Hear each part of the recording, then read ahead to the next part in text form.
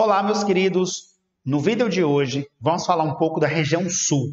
Esse vídeo, ele segue aí uma sequência de outros vídeos que nós já publicamos aqui no nosso canal sobre regiões brasileiras, né? Temos um vídeo sobre as propostas de regionalização do Brasil e temos vídeos isolados sobre as regiões brasileiras. No vídeo de hoje, nós vamos tratar especificamente sobre a região sul, ok? Isso é muito estudado pelos alunos, né, em uma série do ensino fundamental que estuda a questão do Brasil. Então, espera-se, né, que muitos alunos do ensino fundamental assistam esse vídeo. O que não quer dizer que se você estiver além desse segmento, você não possa assistir, porque sempre vale a pena você revisar, não tenha dúvida disso. Então, o que acontece? A região sul é uma das regiões brasileiras, né? Essa divisão seguindo aquela proposta promovida pelo IBGE, Instituto Brasileiro de Geografia e Estatística, e essa proposta, ela coloca a região sul, né, dentro desse universo de 26 estados. A região sul, ela é um exemplo de região com apenas 3 estados. Então, ela chama atenção por ter um número pequeno de estados e também uma porcentagem de território, né, pequena, que seria 6% do território nacional. Apesar de parecer pouco, né, mas aí a gente tem estados que contribuem muito para a economia brasileira, muito significativos, né?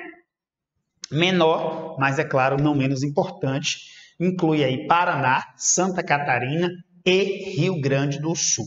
Quanto às características naturais, né, a gente tem aí à disposição tanto de planaltos, como o Planalto Meridional, quanto planícies no extremo sul. Basicamente, a diferença disso aqui, né, não só nessa região, como em outras regiões brasileiras, né, repercute de algumas formas. Geralmente, a área de planície ela tende a ser mais úmida, um pouco mais chuvosa, e as áreas de planalto depende do tipo de planalto que a gente vai se referir, porque a gente tem uma variedade. Como o Brasil é muito grande, a gente tem uma variedade de tipos de planalto, que isso faremos, né, falaremos em outra aula.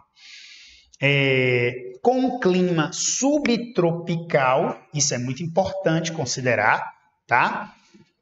Apresenta historicamente, nesse caso eu estou aí não considerando essas alterações climáticas que estão acontecendo nos últimos dias. Até porque estou gravando essa aula aí no final do ano de 2023, não sei quando você vai estar assistindo, né? Atualmente, o Rio Grande do Sul tem aí tem sido visto nas manchetes de jornal como, né, a região sul como uma região que tem sofrido muito com alterações climáticas, chuvas fortes, tempestades. Isso já daria uma outra aula para a gente trabalhar. Mas no propósito dessa aula de hoje, a gente tem aí o propósito de analisar características básicas da região sul para que o aluno possa exercitar esse comparativo.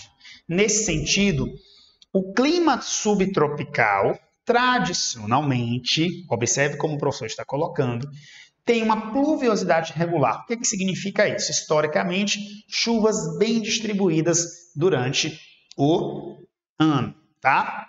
E estações bem definidas. 13% da população brasileira, né? Um pouco mais do que 10%, agora com uma maioria branca.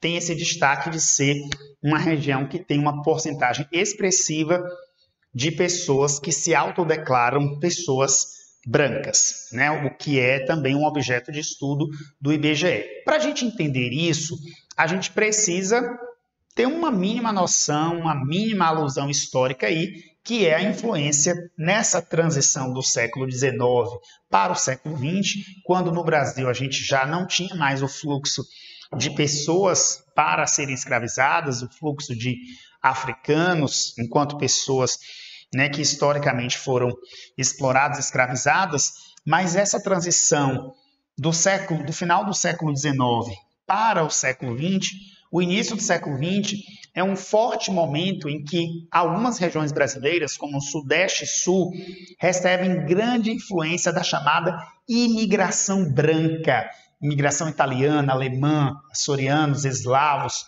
A gente tem um grande componente histórico, um intervalo significativo da história com essa imigração e que também compreende um processo que entrou para a história e ficou conhecido como um projeto de branqueamento do Brasil.